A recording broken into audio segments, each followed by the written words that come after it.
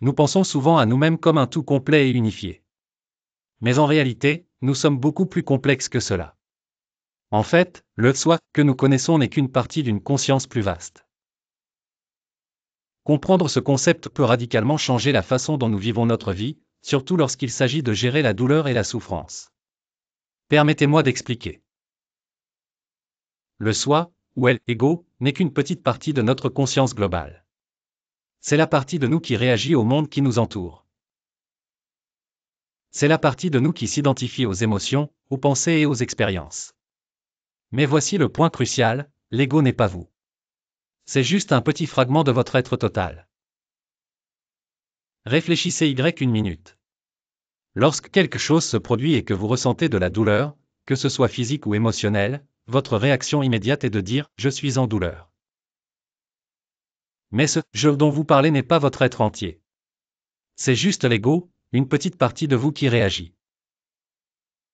À ce moment-là, vous pouvez choisir de prendre du recul et d'observer la douleur, au lieu de vous y identifier. C'est là que nous pouvons puiser dans un sens plus profond de conscience l'observateur en nous. Lorsque nous apprenons à nous observer, nous commençons à comprendre que nos réactions ne sont pas qui nous sommes. Nous sommes ceux qui observons la réaction, pas la réaction elle-même. Cette conscience est ce qui nous permet de transcender notre douleur. C'est comme prendre du recul par rapport à un tableau et le voir sous un angle plus large. La douleur peut toujours être présente, mais nous ne sommes plus consumés par elle. Prenons un exemple. Imaginez que vous ressentez une douleur physique. Au début, votre ego pourrait crier « ça fait mal. Je ne peux pas supporter ça ». Mais si vous vous arrêtez et tournez votre conscience vers l'intérieur, vous réaliserez que la douleur est juste une sensation, quelque chose qui va et vient. Ça ne vous définit pas.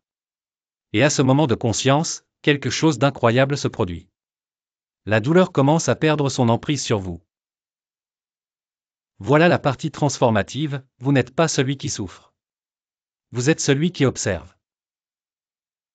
Vous pouvez choisir de concentrer votre énergie sur la partie de vous qui ressent la douleur, et ce faisant, vous pouvez la guérir. C'est la clé. Plus vous concentrez votre conscience sur la source de la douleur, plus elle se dissipe.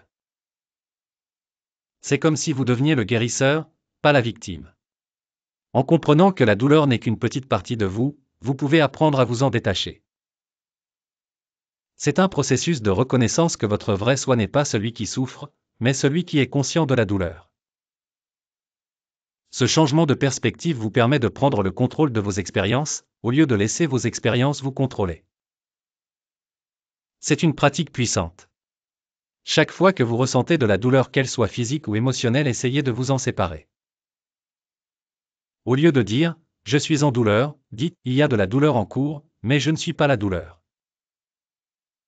Devenez l'observateur, celui qui peut voir la douleur sans être consumé par elle. Vous remarquerez que plus vous pratiquez cela, moins la douleur a de pouvoir sur vous.